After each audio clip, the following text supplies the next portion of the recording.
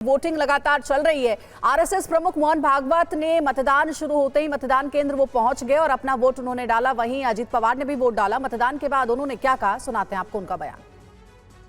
प्रजातंत्र में मतदान नागरिकों का कर्तव्य है और नागरिक कर्तव्यों को प्रत्येक नागरिक ने करना चाहिए।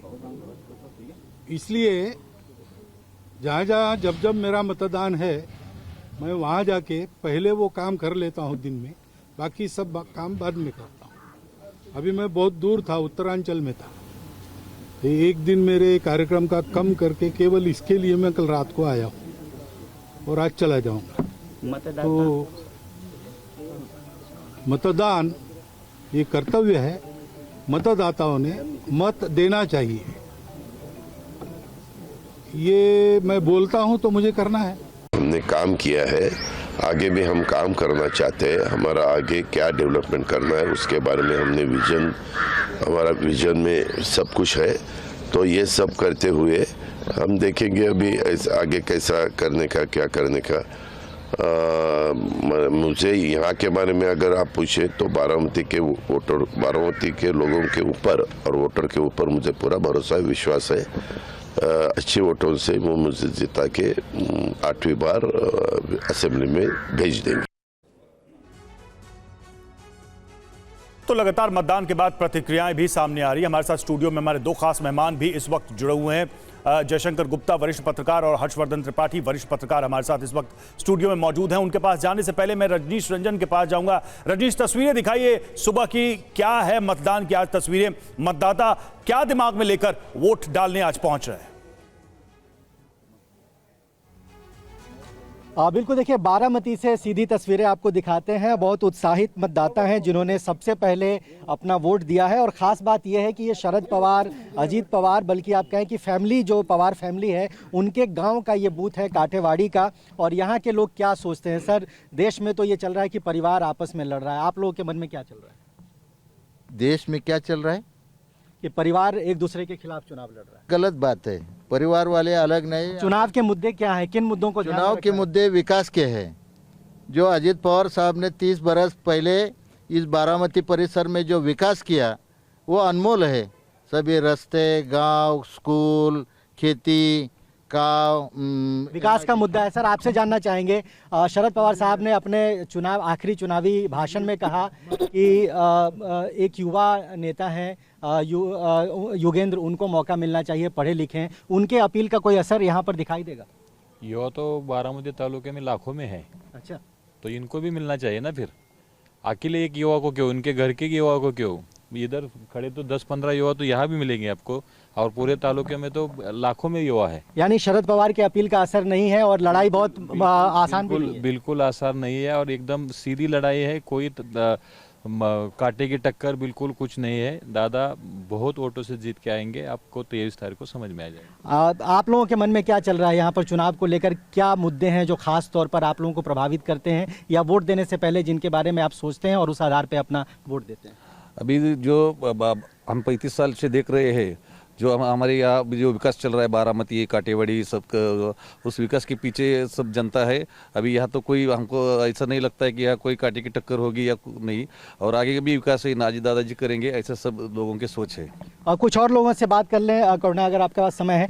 ये शरद पवार साहब ने कुछ दिन पहले कहा था कि उनको धोखा दिया गया, उनकी पार्टी तोड़ ली गई, वो कहीं विदेश में थे और जब आए तो पता चला कि पार्टी उनकी नहीं रही। ये सारी बातें चुनाव में उन्होंने की है। इसका कोई इम्पैक्ट आपको बारामती में दिखाई देता है, जो गढ़ है शरद पवार जी? कुछ भी इम्पैक्ट नहीं होने वाला। दादा पिछले 7 बार में जितने लाखों के लीड से आए थे, वही जैसा इस तरह भी इस बार भी दादा लाखों के। ठीक है रजनीश, हमारे साथ आप जुड़े रहिएगा। तो हमारे तमाम सहयोगी अलग अलग जगहों से हमारे साथ जुड़े हुए और स्टूडियो में गेस्ट भी हमारे साथ जुड़े हुए। हर्षवर्धन जी हमारे साथ है और जयशंकर गुप्ता जी भी हमारे साथ है। सबसे पहले जयशंकर जी, मैं आपके पास आना चाहूंगी। महाराष्ट्र में तो अलग अलग मुद्दों पर चुनाव लड़ा जा रहा है, लेकिन सबसे दिलचस्प हिस्सा वो देखने वाला होगा, क्योंकि हम देख रहे हैं कि चुनाव से पहले बहुत सारे इक्वेशन चेंज हो गए हैं। दोनों पवार और एकनाथ शिंदे और उद्धव ठाकरे की जो लोकप्रिय वैधता है वो साबित हो जाएगी। अपने पार्टी के अंदर तो अपनी ताकत उन्होंने दिखा दी है, कौन किसके साथ है या नहीं है, लेकिन जनता से एक्सेप्टेंस कितना मिला है किसको, ये क्लियर हो जाएगा। अंजलि, आप सही कह रही हैं। इसका एक तो प्रमाण पिछले लोकसभा के चुनाव में मिला था जी। उस समय भी, चूंकि उसके पहले ही एनसीपी दो फाड़ हुई थी, शिवसेना दो फाड़ हुई थी, और उसका एक बड़ा तबका जो है वो सरकार में शामिल हुआ था भारतीय जनता पार्टी के साथ। और उसका एक जनादेश एक तरह का तो था कि लोकसभा के चुनाव में लोगों ने उनको खारिज किया, उतना सीटें नहीं मिली। और जो महाविकास अघाड़ी है, जो शरद पवार जिसमें हैं, जिसमें उद्धव ठाकरे हैं और कांग्रेस के लोग हैं, उनको सीटें ज़्यादा दी थी। अब इस बार जो है विधानसभा का चुनाव ज़्यादा बड़े पैमाने पर स्थानीय स्तर पे होता है चुनाव, तो उसमें होगा ही, प्रूव होगा कि कौन असली एनसीपी है, शरद पवार है कि अजीत पवार हैं, कौन असली शिवसेना है, उद्धव ठाकरे हैं या एकनाथ शिंदे के लोग हैं, उनके पास है जो। लेकिन इससे बड़ा सवाल है कि देखिए, महाराष्ट्र देश का सबसे बड़ा, मतलब उत्तर प्रदेश के बाद कहें तो सबसे बड़े राज्यों में से एक है वो, और ज़्यादा सांसद, ज़्यादा विधायक वहाँ से चुन करके आते हैं। और न सिर्फ ये है, बल्कि मुंबई जो है देश की वाणिज्यिक राजधानी, कमर्शियल कैपिटल ऑफ इंडिया भी कही जाती है। तो इसके हिसाब से भी देखिएगा तो देश और विदेश के लोगों की भी नज़र लगी हुई है महाराष्ट्र के विधानसभा के नतीजों के ऊपर।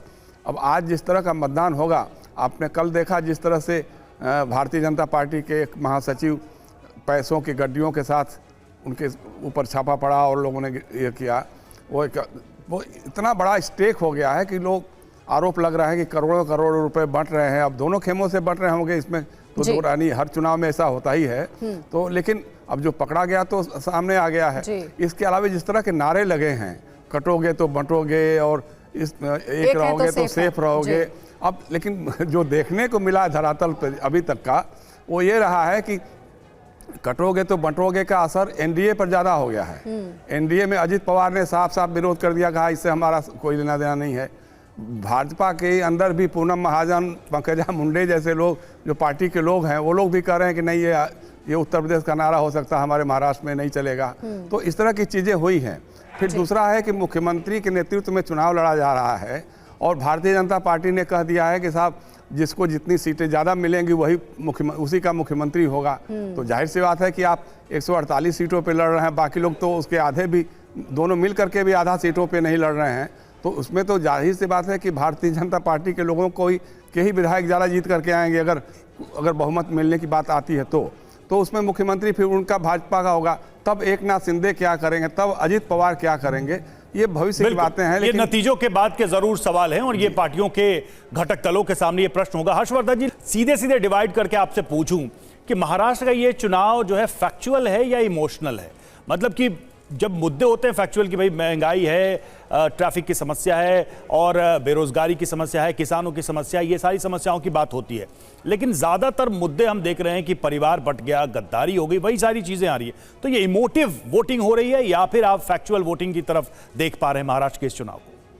नहीं, एक तो मैं ये नहीं मानता हूँ कि ये महंगाई, किसान और या जो भी ऐसे मुद्दे कहे जाते हैं उनकी बजाय इमोशनल मुद्दों पर ही हर कोई जाता है। ये एक शायद हमारे मीडिया के देखने का तरीका है। और किसान हमेशा होता है, लेकिन किसान को हमेशा मान लिया जाता है कि वो एक खास पैटर्न में वोटिंग करता है। हरियाणा में किसान नहीं है क्या वहाँ फैक्चुअल मुद्दे नहीं थे? तो थे, वहाँ तो एकदम उसी ज़मीनी मुद्दे पर वोट पड़े। महाराष्ट्र कई लिहाज से बड़ा महत्वपूर्ण है। एक तो ठीक है कि पैसा वहाँ सबसे ज़्यादा है, मायानगरी मुंबई भी है, नागपुर भी है। लेकिन जो ज़्यादा महत्वपूर्ण बात है कि महाराष्ट्र की राजनीति में दो परिवार थे, एक बाला साहब ठाकरे का परिवार और दूसरा शरद पवार।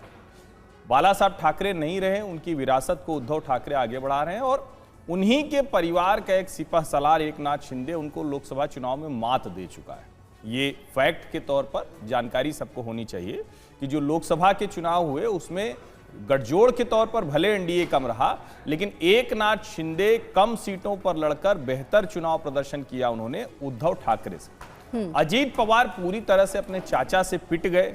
एक तरह से जो उम्मीद थी भारतीय जनता पार्टी जिसलिए उनको अतिरिक्त के तौर पर लेकर आई थी, वो अतिरिक्त संख्या जुटाने में नाकामयाब है।